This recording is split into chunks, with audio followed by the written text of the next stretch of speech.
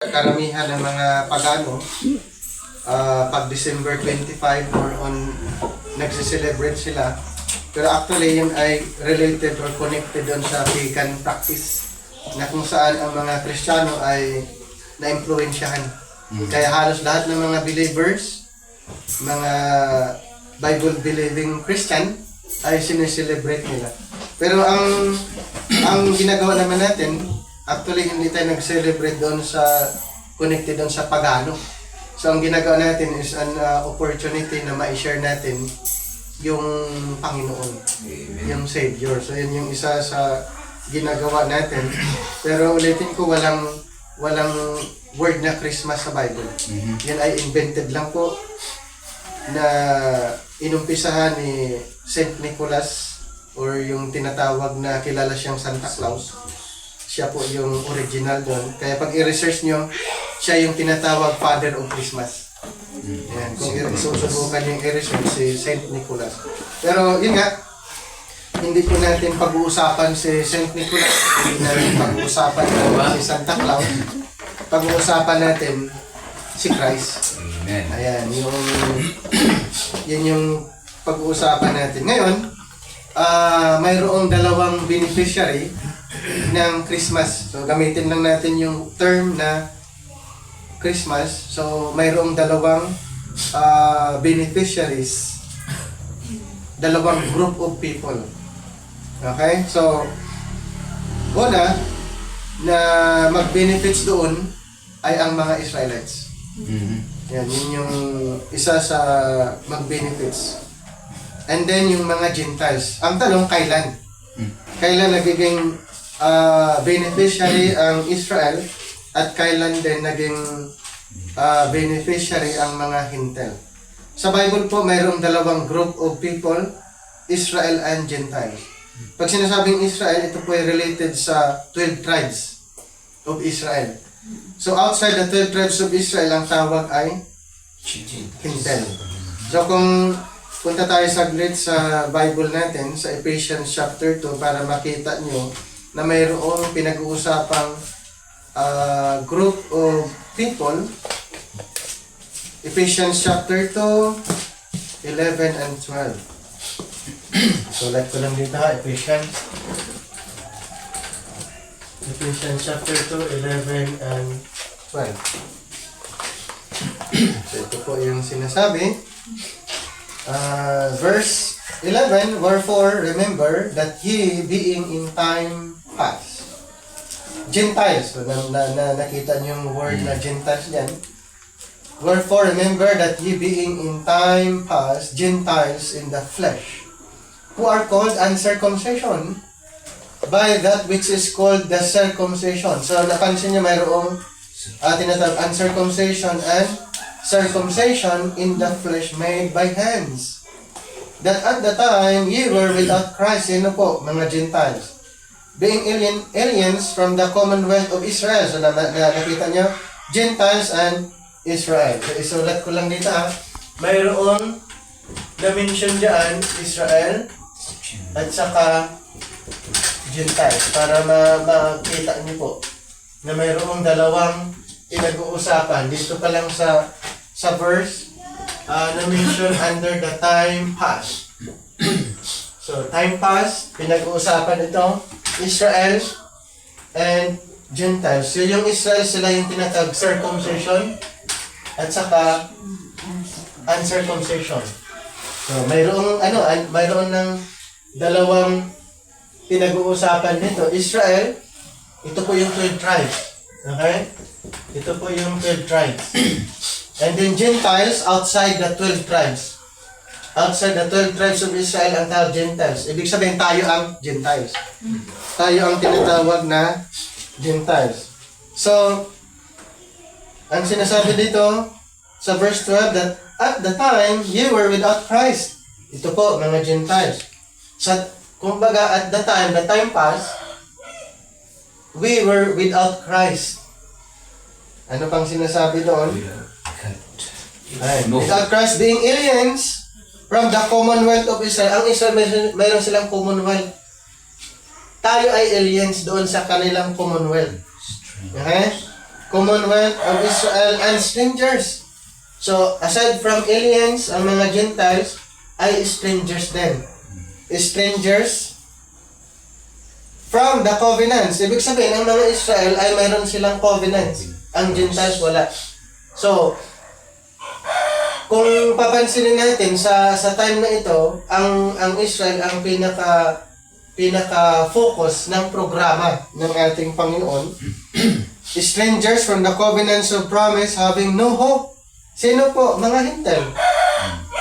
Without Christ at saka no hope, and without God in the world. Sino po? Mga hintel.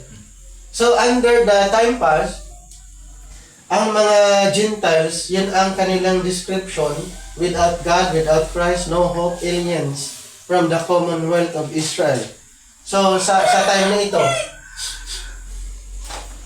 ngayon, dagdagan pa natin, nung dumating ang ating Panginoon, okay, bago siya namatay. Ano natin, ito yung kanyang death. So bago siya namatay, para masundan niyo po. Bago namatay ang ating Panginoon, ibig sabihin dumating siya, nandito siya. Nagkatawang tao. Dito sa Matthew 1 muna tayo, Matthew 1:21. Matthew chapter 1 verse 21. Sulat ko lang 1:21. And she shall bring forth a son, and thou shalt call his name Jesus. Anong purpose? Bakit siya naparito? For he shall save his people from their sins. Sa time na ito, sino ang kanyang bayan? Israel. Ibig sabihin, dumating siya, iligtas niya ito. For he came to save his own people. Hindi ito kasama. Kasi, ulitin ko po, before the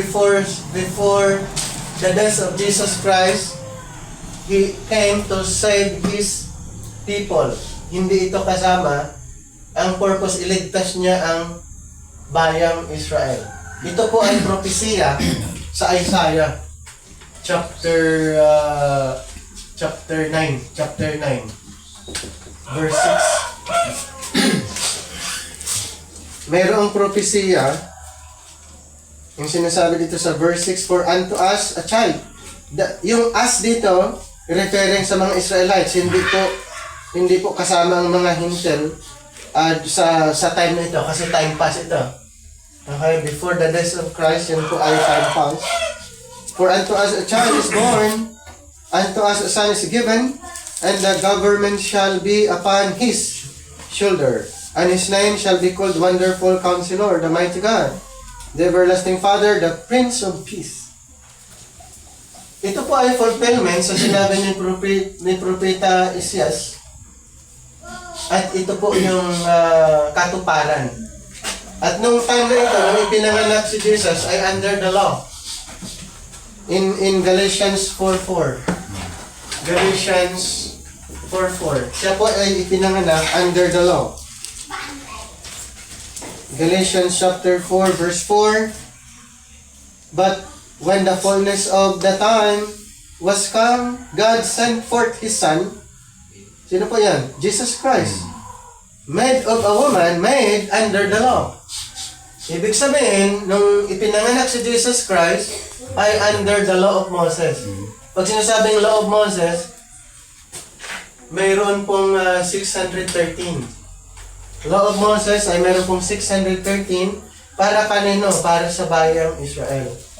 Kasama bang Gentiles? Hindi. Kasi sa time na ito, ang Gentiles ay wala pang ugnayan. Hindi pa bahagi sa program ng ating Panginoon. Ang focus ay ang mga Israelites. Kaya si Jesus Christ, nung siya'y ipinanganak, ay para sa mga Israelites. Okay? At ipinanganak siya under the law of Moses. Ano po ang patunay? Sa law of Moses kasi, ang mga male child, sa pang-8 araw, mayroong circumcision na ginagawa. Ayon sa Luke chapter 2. Luke chapter 2, verse 21 to 22. Luke chapter 2, verse 21. And when 8 days were accomplished for the circumcising of the child, his name was called Jesus, which was so name of the angel before he was conceived in the womb. Number 22. And when the days of her purification according to the law, nakita niya, according to the law of Moses were accomplished, they brought him to Jerusalem to present him to the Lord. So, ibig sabihin, nung naparito ang ating Panginoon, ay nag-operate yung law of Moses. Kaya, siya ay nag-undergo ng purification. Siya po ay sumunod sa kautusan ni Moses. At ulitin ko po, ang kautusan ito, hindi kasama yung mga hintil.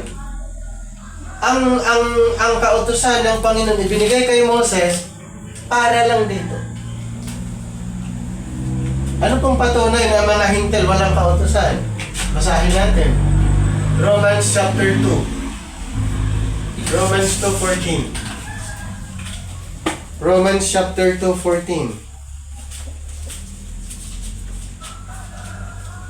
Verse 14, for when the Gentiles, which have not the law, do by nature the things contained in the law, these having not the law, are a law unto themselves. So, sa time na ito, ang mga Gentiles ay hindi kasama. Kaya nga, hindi kasama sa law of Moses. Kaya nga yung binasa natin sa Ephesians, sila ay strangers, aliens, from the commonwealth and strangers from the covenants of promise sa time na ito. So yun po ang patunay na before the death of Jesus Christ, ang mga Israel ang pinaka-mission ng ating Panginoon. Isa pa, sa Matthew chapter 2, verse 2, na hinahanap ang bata na sinasabi na saan yung King of the Jews. Bakit hindi isinama yung Gentiles? Di ba? Sa Matthew chapter 2 verse 2 saying, where is he that is born King of the Jews? Bakit hindi kasama itong mga Hintil? Ang hinahanap nila si Jesus, nasaan yung King of the Jews? So kung papansinin natin, halimbawa, di ba yung Christmas more on birth ni Jesus ang pinag-uusapan? Sino dapat ang mag-celebrate ng Christmas? Yung mga Hudyo. Kasi, kung birth ang Christmas ay, ang pinaka-focus ng Christmas ay birth, hindi kasama yung mga Hintil. Di ba napansin niyo pag Christmas, laging birth ang pinag-usapan? Di ba? Nasa manger, hanggang ngayon, bata pa rin si Jesus pag December. Di ba, pag December, bumabalik si Jesus sa pagkabata. Tapos ang nag-celebrate, halos ito. Di ba?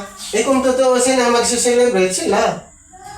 Kasi, yun naman yung propesya na si Kristo naparito, iligtas ang bayan niya. Siya yung ipinanganak, hinahanap siya na saan yung King of the Jews. At ipinanganak siya under the law of Moses. Di ba ang law of Moses ay ibinigay para sa mga Israelites? At isa pa, nung nag-mission ang ating Panginoon, 24. Ito pang sinasabi But he answered and said, I am not sent, but unto the lost sheep of the house of Israel. Nilapitan siya ng isang Gentile. Pero ang sabi niya, hindi ako isinugo. But unto the lost sheep of the house of Israel. Dito lang siya.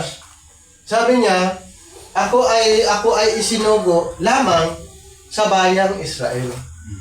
Di ba? Ako ay isinugo lamang sa bayang Israel. Hindi dito. Napakalinaw po yan. Kaya sabi niya, But unto the lost sheep of the house of Israel.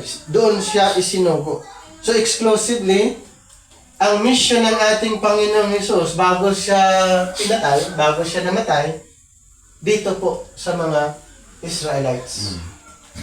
Okay? Ano yung gospel na ipapangaral niya? Ang gospel na ipinapangaral niya ay tungkol sa kaharian.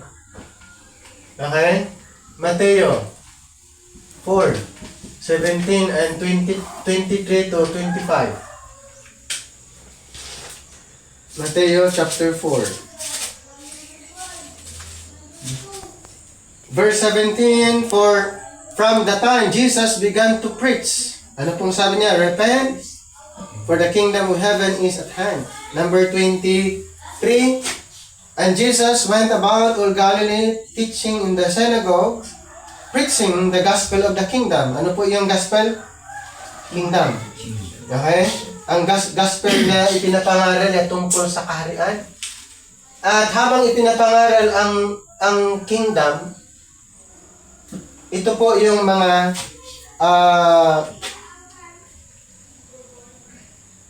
sinasabi niya sa verse 23. While preaching the kingdom of God, kasama po dito yung healing. Yan, healing all manner of sickness and all manner of disease among the people. 24, And his fame went throughout all Syria, and they brought unto him all sick people that were taken with diverse disease and torments, and those which were possessed with devils, and those which were lunatic, and those that had the palsy, and he healed them. And there followed him great multitudes of people from Galilee, from Decapolis, and from Jerusalem, and from Judea, and from beyond Jordan. So, habang ipinapangaral yung kingdom, kasama po doon yung healing. So, habang ipinapangaral ito, nandoon yung healing, miracles, at saka yung cast out devils, and marami pa. So, yun po yung mission ng ating Panginoon. Ngayon, since na ito ay 12 tribes, pumili siya ngayon ng 12 apostles din. Sila po yung magiging representative, okay, sa 12 tribes. Kaya 12 tribes, 12 apostles. Bawat tribe mayroong isang apostol. Kaya 12. 12 apostles representing the 12 tribes of Israel. Kasi ang plano ng Panginoon, pag naghahari na siya sa bayang Israel, yung 12 apostol kasama niya na magiging judges sila. Judging the 12 tribes of Israel. Basahin natin sa Mateo. Mateo chapter 19:28. Mateo 19:28. And Jesus said unto them, Verily I say unto you, that ye which have followed me in the generation or regeneration, when the Son of Man shall sit in the throne of his glory, ye also, yung mga 12 apostles, shall sit upon 12 thrones, judging the 12 tribes of Israel. Ito po. So habang nangangaral ang Panginoon tungkol sa kaharian, yung mga apostles, ganun din. Ang kanilang gospel na ipinapangaral tungkol lang din sa paghahari ng ating Panginoon. At ang audience ng mga 12 apostles, ito lang din. At pinagpili na ng Panginoon, huwag silang pumunta dito. Ang pupuntahan nila ito lang. Kasi yun yung mission ng Panginoon. Basahin natin, Mateo 10:5-8. Israelites. Pero, sabi naman niya, sa after ng 3 araw, siya ay mag-resurrect. Okay? Siya ay mag-resurrect. Sinabi niya, dito sa Lucas muna tayo. Sa Luke chapter, Luke chapter 18, 31 hanggang 34. Sinabi niya sa mga apostles, sa Lucas, Luke 18, 31. Then he talked unto him the 12 and said unto them, Behold, we go up to Jerusalem, and all things that are written by the prophets concerning the Son of Man shall be accomplished. For he shall be delivered unto the Gentiles, and shall be mocked, and spitefully entreated, and spitted on. 33, and they shall scourge him, and put him to death, and the third day he shall rise again, sabi niya. Pero sa 34, hindi na unawaan ng mga apostles. 34, and they understood none of these things, and these sayings was hid from them, neither knew they the things which were spoken. Hindi naman naunawaan ng mga apostles, kaya nakatago na lang yon. Kumbaga para sa kanila, itinago na lang sa mga apostles. Pero sabi ng Panginoon, may magpapaunawa sa kanila. Okay? Pero kailangan mo na niyang umakyat. Kailangan mo na niyang umakyat at mayroong magpapaintindi sa kanila yung sinabi niya. Anong sabi niya sa John muna tayo, sa John? John chapter 16 verse 7. So anong sabi sa John chapter 16? Ito po, verse 7. Nevertheless, I tell you the truth. Ang sinabihan niya dito, ang kausap niya mga apostles, ha? So wala pa po tayo dito, hindi pa tayo nagiging part sa programang ito. Kaya antayin nyo kung kailan ba tayo nagiging bahagi. Kasi kung sa kanila lang lahat, baka wala din tayo dito. Diba? So dito po sa verse 7, Nevertheless, I tell you the truth, it is expedient for you, referring to the 12 apostles, that I go away, sabi niya ni Jesus. For if I go not away, the Comforter will not come unto you, but if I depart, I will send him unto you. So, kailangan mo na daw niyang umakyat, umalis. Kasi pag hindi darating yung Comforter. Ang Comforter na sinasabi dito sa verse 13. Sa John chapter 16, 13 to 14. Ito pong sinasabi, Hobeas, when he, the Spirit, so ang Comforter pala na sinasabi niya sa verse 7 ay Espiritu. Spirit. He, the Spirit of truth is come. He will guide you into all truth. For he shall not speak of himself, but whatsoever he shall hear, that shall he speak. And he will show you things to come. He shall glorify me. For he shall receive of mine, and shall show it unto you. Ang sinabi ng ating Panginoon, pag darating daw itong Espiritu, siya na yung magtuturo lahat ng katotohanan. Okay? Lahat ng katotohanan. Ano pang sinabi niya sa verse chapter 14 tayo? John 14:24. Okay, ito yung sabi niya sa verse 24, but the Comforter, 26. Sorry, sa 26. 14:26.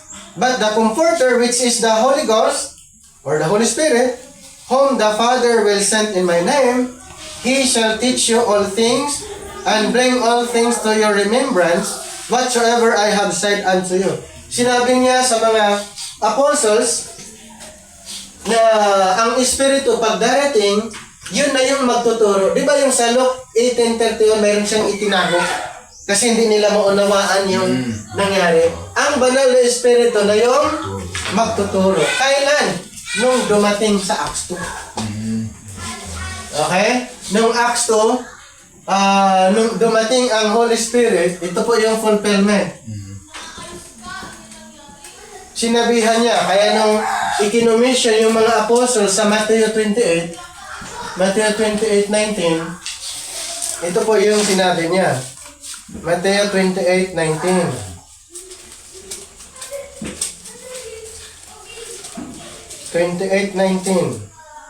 Go ye! Sino po yun? Yung mga apostles? Okay, go ye therefore, and teach all nations, baptizing them in the name of the Father, and of the Son, and of the Holy Ghost.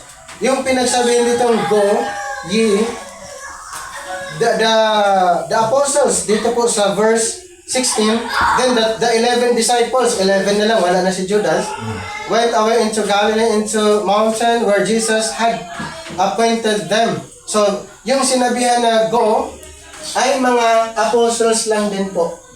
Okay? So, since na ang kanilang mission ay sa mga Israelites pa rin. Pero mapansin nyo, all nations. Pero ang pinaka-mission pa rin nila, Israel. Tandaan po natin, ang mga Israelites ay na-scattered sila. So pupunta sila ngayon sa iba't ibang nation, pero ang kanilang pupuntahan, Israel. Okay? Ano bang nangyari sa Israel? Na-scattered. Basahin natin sa Daniel chapter 9. Kasi dito karamihan nagkalituhan eh. Kasi all nation. Hindi nila tinignan na ang inutusan, mga apostles. Tandaan natin, ang pinaka-commission ang mission nila Israel. Nung ang Israel ay na-scatter, inutusan sila, pupunta sila sa lahat ng bansa dahil ang mga Israel ay nasa iba't ibang bansa. Daniel chapter 9 tayo. Daniel chapter 9. Kailangan alam natin yung context ng scripture kasi pag hindi, kiniklaim natin na isinasama yung sarili natin. Dito po sa puntong ito, hindi pa tayo kasama. Kahit after the resurrection ni Christ, ang mga inutusan apostles pa rin.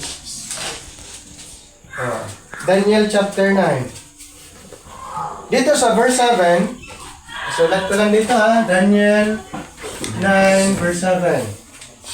Ito po. O Lord, righteousness belongs unto thee, but unto us confusions of faces as at this day. To the men of Judah, unto the inhabitants of Jerusalem, unto all Israel that are near and that are far off. So mayroong Israel near and then far off. Okay? May mga Israel na nasa malapit, nasa malayo. Through all the nations, the countries, di ba? And whether thou hast driven them because of their trespass, that they have trespassed against thee. Yung mga apostles, inutusan sila sa Matthew 28:19 na ito po ay na-mission na ginawang Great Commission, pero wala naman nakalagay Great Commission doon. Yun ay ginawa lang ng mga theologian, kaya theological term lang po yun. Matthew 28:19, go unto all nations. Sino pong inutusan? The apostles. Bakit sila pupunta sa iba't ibang bansa? Ang Israel, anong nangyari? Nasa iba't ibang bansa. Nakaya? So, itong mga apostles, inutusan sila na pumunta sila sa iba't ibang bansa. Ang pupuntahan nila, Israel. Dagdag natin ha, yung Acts chapter 2. Acts chapter 2. Nasundan niyo ba? Kasi mahalaga ito. Acts chapter 2. Dito po sa verse 39, for the promise is unto you, unto your children, unto all that are afar off, even as many as as the Lord our God shall call. So yung afar off, yung mga na-mention sa Daniel 9:7. Yun ang kanilang pinupuntahan, yun kanilang mission ng mga apostles. Kaya dito sa Acts 2:36, therefore let all the house of Israel knew assuredly that God hath made that same Jesus whom ye have crucified. Sino po? Yung mga Israelites. Then sa 37, now when they heard this, sino po? Yung mga Israelites were pricked in their heart and said unto Peter and to the rest of the apostles, men and brethren, what shall we do? 38.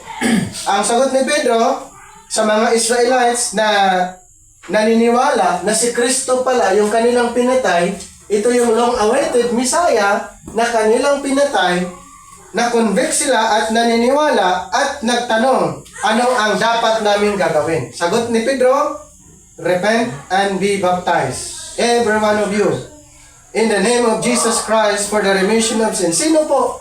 Yung mga Israelites. Sila po yung mission nila eh. Si Pedro, apostol para sa Israel. O ito, na-missions din, yung Acts 2:38. Ginawang kasama ang mga hintel. Hindi po. Hindi kasama ang mga hintel dyan. Kasi ang si Pedro, apostol para sa Israel. Acts 2:38, repent and be baptized. Sabi niya, kasi ang mga Israelites nagtatanong, anong dapat namin gagawin? Backward ka sa 36, therefore, let all the house of Israel. Specific po yun. House of Israel. Okay? So, isa pa. Dito sa Acts 11:19 na napunta sila sa iba't ibang lugar, pero ang focus nila ganun pa rin. Acts 11:19, now they which were scattered abroad upon the persecution that arose about Stephen traveled as far as Phoenix and Cyprus and Antioch, preaching the word of God to none, but unto the Jews only. Na-scattered, pero pumunta sila ng ibang lugar, ang kanilang ano pa rin, pupuntahan, yung mga Hudyo. Okay? So yun yung mission. Yun yung mission. Pero, kailangan nilang marunong makapagsalita sila ng iba't ibang wika. Anong sinasabi doon sa Acts 2? Kasi kailangan nila makapagsalita sila ng iba't ibang wika. Sa Acts 2, 1-4. Dito sa Acts 2, 1-4, kasi pupunta sila sa lahat, all nations kailangan makapagsalita sila ng wika ng iba't ibang lugar. Sa Acts 2, 1-4. Ito pong sinasabi, and when the Pentecost was fully come, and they were all with one accord in one place, and suddenly there came a sound from heaven, as of a rushing mighty wind, and it filled all the house where they were sitting, and there appeared unto them cloven tongues like as fire, and it sat upon each of them. Number 4, and they were all filled with the Holy Ghost, and began to speak with other tongues. Okay? As the Spirit gave them utterance. Bakit kailangan sila magsalita ng ibang wika? Ang mission ay lumawak. Pupunta sila sa iba't ibang lugar dahil may mga Hudyo doon, ang salita ng iba't ibang mga Hudyo sa iba't ibang lugar, hindi na yung sarili nilang dialect. Kasi nag-migrate sila sa iba't ibang lugar, as yun yung mission ng mga apostles. And then, yung mga naniniwala, sa Pentecost, nag-participate sila. Tignan nyo, sa verse 5, sa Acts 2:5, galing sa ibang country, nag-participate sila kasi naniniwala na sila. Sa verse 5, and there were dwelling at Jerusalem Jews, devout men, out of every nation under heaven. So, galing sa iba't ibang country, iba't ibang lugar, during Pentecost, ang ginawa nila, pumunta sila doon. Pero mga Hudyo pa rin. Kasi practice nila yung Pentecost ay piyesta ng mga Hudyo na misyos din yan. Kaya tinatawag yung sa Acts 2 ay Pentecostal group. Ay ginagamit nila yon term na Pentecostal, kaya mayroong Pentecostal group, pero originally ang Pentecostal talaga yung mga Hudyo. So ang daming na-misuse sa Bible po. Ginawang denomination. Pentecostal, ano yung term? Pentecost ay piyesta ng mga Hudyo. Okay, mayroon kasing 3 piyesta ang mga Hudyo. Sa isang taon, sineselebrate nila yun. Mayroong Feast of Passover. Next, Feast of Pentecost. And then Feast of Tabernacle. Yearly, ginagawa nila yun. Pero mga Israel ang nag-practice. So, Israel pa rin ang kahit lumagpas na tayo dito after the death of Christ, Israel pa rin ang issue. So, ang good news naman dito, nung ang mga Israelites, yung mga apostles, ulitin ko yung mga apostles na wala si Judas, pinalitan. Para maging 12 ulit. Dahil hindi pwede na mayroong walang apostle sa 12 tribes. So, sa Acts 1, pinalit si Matthias. Acts 1:23 to 25.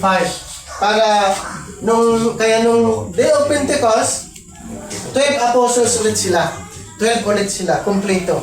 Nung nakatanggap ng, naka-receive ng promise na itong Espiritu nga na nag-empower sa kanila, 12 apostol ulit sila.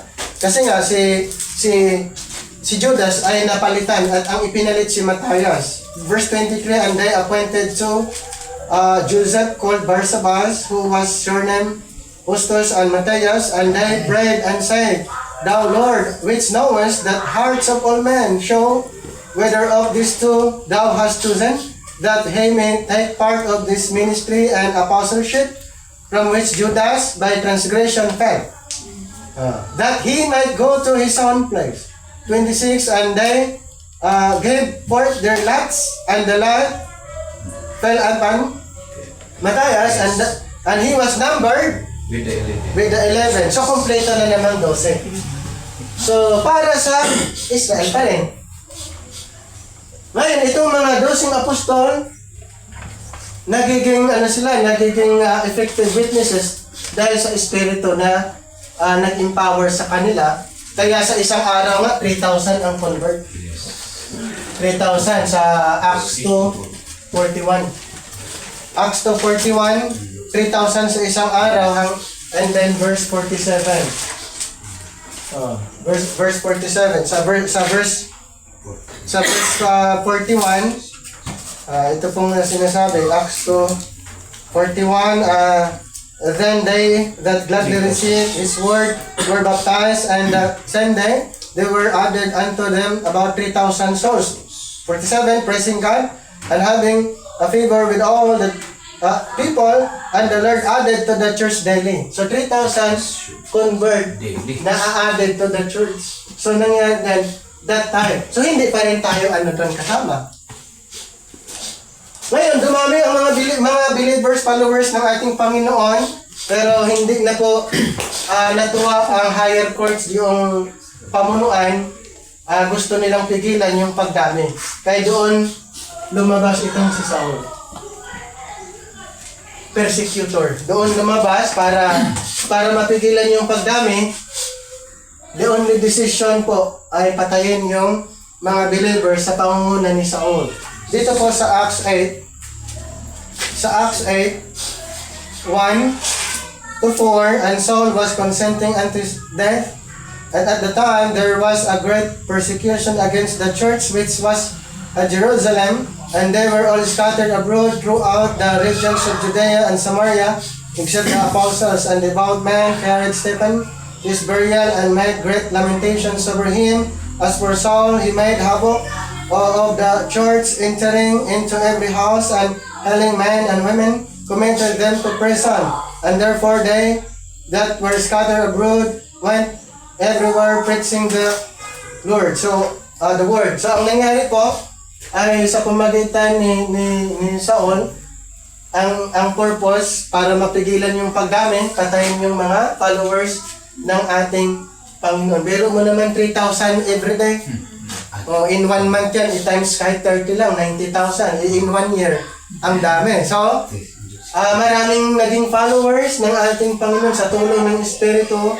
Kaya, ang napag-isipan, patayin ang mga believers. So, na-scattered ang mga believers at tuloy pa rin sila sa pangangaral.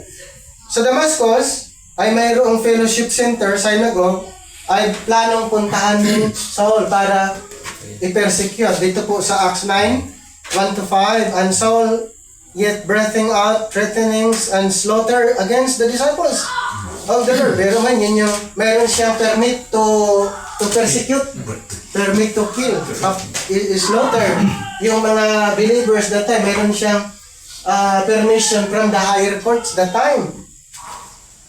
And number 2, and desired of him letters to Damascus, to the synagogues, that if he found any of this way, whether they were men or women, he might bring them bound unto Jerusalem. And as he journeyed, he came near to Damascus, and suddenly there shine around about him a light from heaven, and he fell to the earth, and heard a voice saying unto him, Saul, Saul, why persecutest thou me?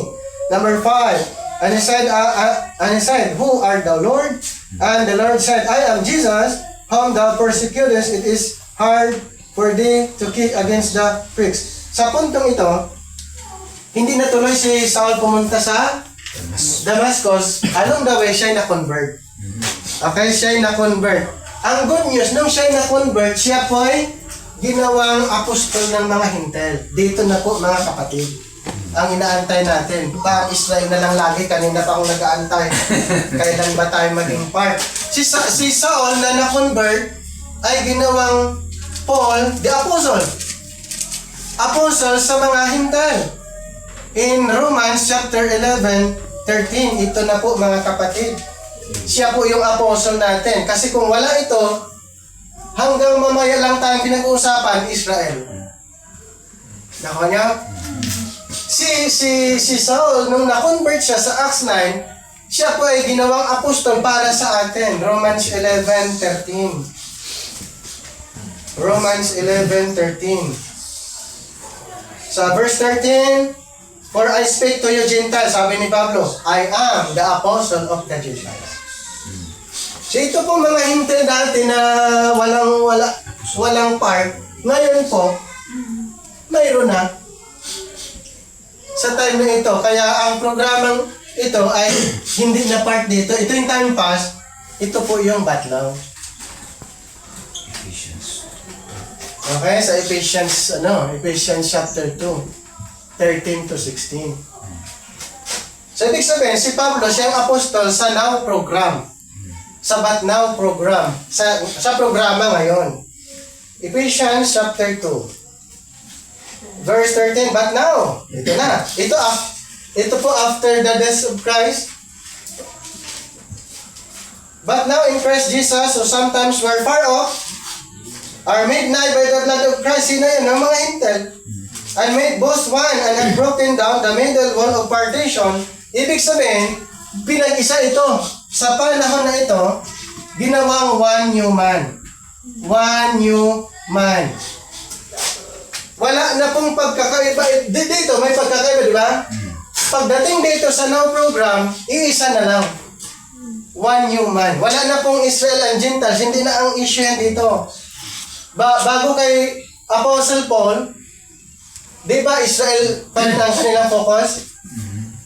Pero nung na-convert itong si Saul naging Paul, ang Israel at Gentile ginawang iisang grupo lang. Naka niya?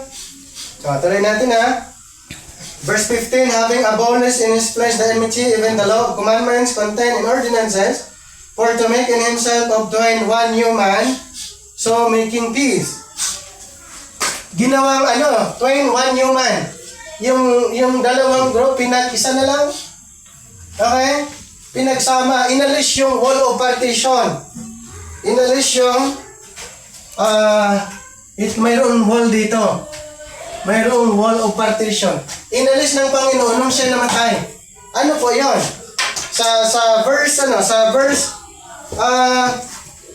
having abolished in his flesh the enmity, even the law of commandments contained in ordinances. Yung law of commandments contained in ordinances, inalis ng Panginoon nung siya namatay. Dahil na yung dalawang group pinagsama. Nakuha kasi yun yung nag-divide sa dalawa na ang dahilan ng mga Gentiles naging strangers, naging aliens doon sa Commonwealth, sa covenant ng Israel, inalis ng Panginoon nung siya'y namatay, ginawang isang grupo na lang. Okay? Kaya sa verse 15, having abolished in his flesh the enmity, even the law of commandments contained in ordinances, for to make in himself of twain one new man, and that he might reconcile both unto God in one body by the cross, having slain the enmity thereby. Good news po.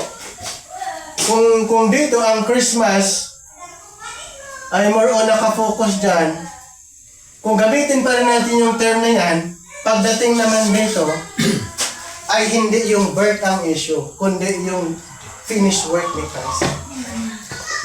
Okay, yung finished work ni Christ kasi ang mga Gentiles na saved, kung maniwala dito sa kanyang ginawa mismo sa cross. 1 Corinthians 15, 1-4.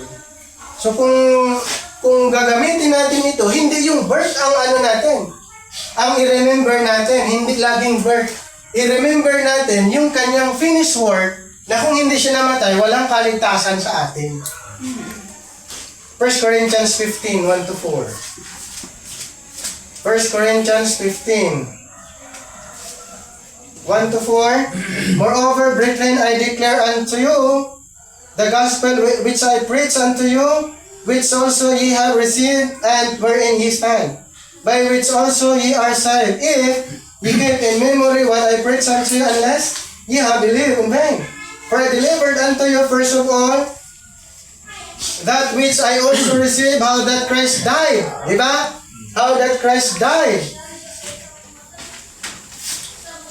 Pero, ano ba? Aking mga Hudyo, sa time na ito, yung kanyang ginawa na sa cross para maligtas. Okay?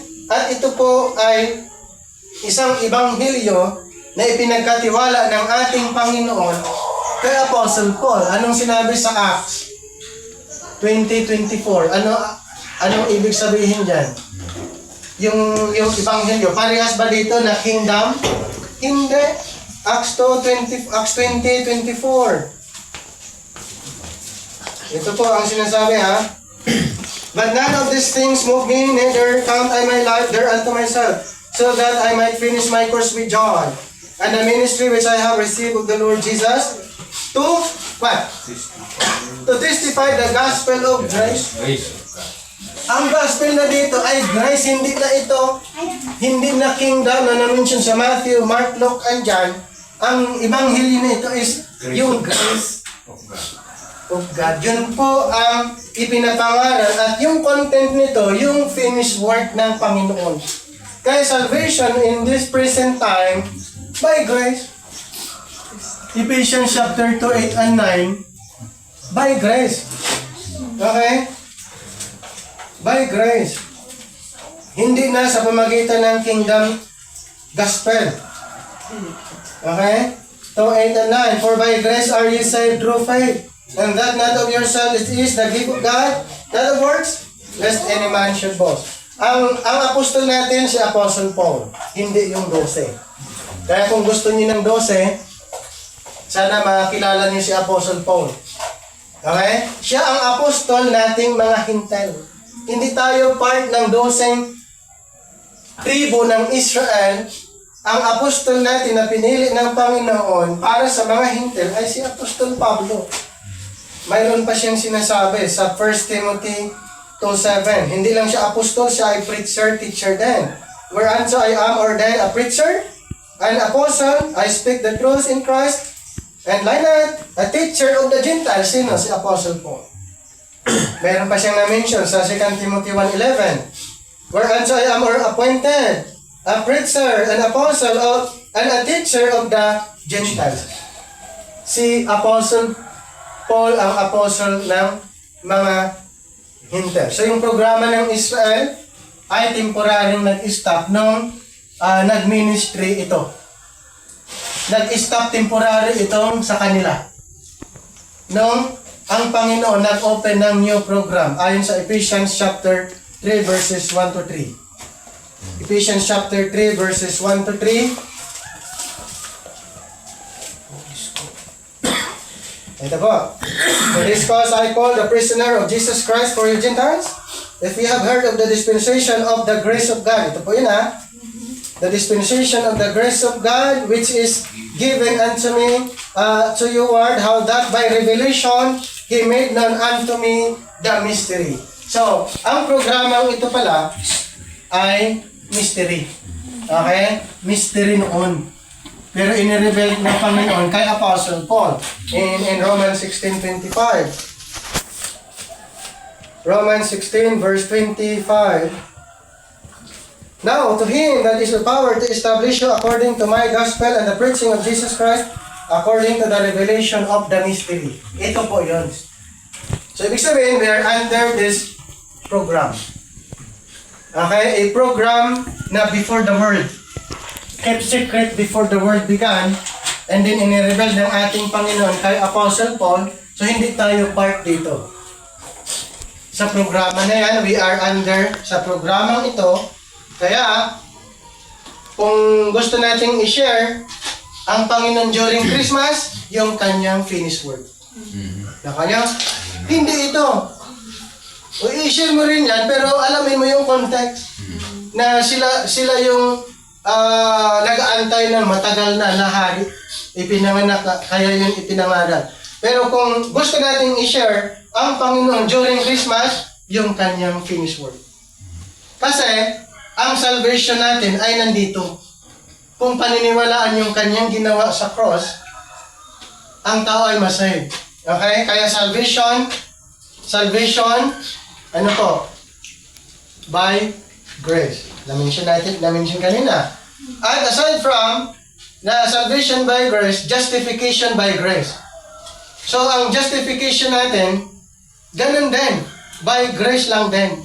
Anong sabi sa Romans chapter 3 verse 24, being justified freely by His grace through the redemption that is in Christ Jesus. Salvation by grace, justification, ganun din by grace, and everything here ay by grace. Okay? Righteousness, ganun din. Okay, yung righteousness by grace pa rin. Kaya sa 2 Corinthians 5:21, we are declared righteous. Okay? By His grace. So, napakaganda po na malaman natin para hindi maihahalo yung nandito. Hindi naman by grace yung nandito. Okay? Hindi po by grace. Kaya nga ang law nag-operate sa time na ito. Sabi ni Apostle Paul sa Romans 6:14, for sin shall not have dominion over you, for you are not under the law of Moses, but we are under grace. Okay? We are under the grace of God. So, ulitin ko po ang beneficiary noon ng Christmas before the death of Christ, more on sa Israel. Pero after the death of Christ, lalo nang inirebel yung mensahe ng finished work ng Panginoon ay ang tayo na mga Gentiles saved by grace. Ang salvation ngayon ay nasa hintel. Tinanggihan ng Israel. Sa Acts 28:28, tinanggihan ng Israel yung salvation. Kaya, ang kaligtasan nasa atin. Acts 28:28, be it known therefore unto you that the salvation of God is sent unto the Gentiles. Tinanggihan ng Israel, nasa atin ang kaligtasan ngayon. Romans 11:11. Romans 11:11. I say then, have they stumbled that they should fall? God forbid. But rather, through their fall, salvation is come unto the Gentiles. Nakuha niya? Kailangan maging malinaw sa atin. Ang Panginoon mayroon siyang program. Hindi po natin pwedeng paghahaluin yung program niya dyan sa time pass, ihalo dito sa Batnaw. Hindi po. Magsasakit lang yung ulo niyo dyan. Kaya kailangan nating maging clear sa atin yung Bible. Kailangan maging malinaw sa atin ano yung ipinapangaral natin. Iba ang program na dito during the time of Jesus, even during the time of the 12 apostles, under the Batnaw program, ang issue more on sa ginawa ni Kristo sa cross. Yun yung pinaka-issue. Okay? Kaya pag sinasabing Christmas po, ulitin ko, kung ituro niyo yung birth, i-recognize niyo naman yung mga Israel na sila po yung matagal nang nag-aantay. Then after the death of Christ, doon po tayo nagiging part ng tinawag si Pablo na maging apostol ng mga hintel at yung mensahe po ay yung nasa cross. The message of the cross. So malinaw na po sa atin. Amen. Okay? So yun po yung, kung gamitin mo yung term na Christmas, i-explain mo before the cross and after the cross. Sino yung recipient? Sino yung mag-benefits before the cross? At sino yung mga beneficiary after the cross? Ano yung mensahe before the death of Christ and ano yung mensahe after the death of Christ? Kailangan malinaw sa atin yun. Kasi doon nakasalalay ang eternity natin. Kung mali yung pinaniniwalaan mo, mali din yung eternity na ini-expect mo. Di ba? Yun yung ang gusto natin, ang eternity na pupuntahan natin ay malinaw sa atin. So, nakadepende sa gospel. Dapat ang gospel malinaw din. Amen. Anong gospel ang pinaniniwalaan? Okay, so tayo po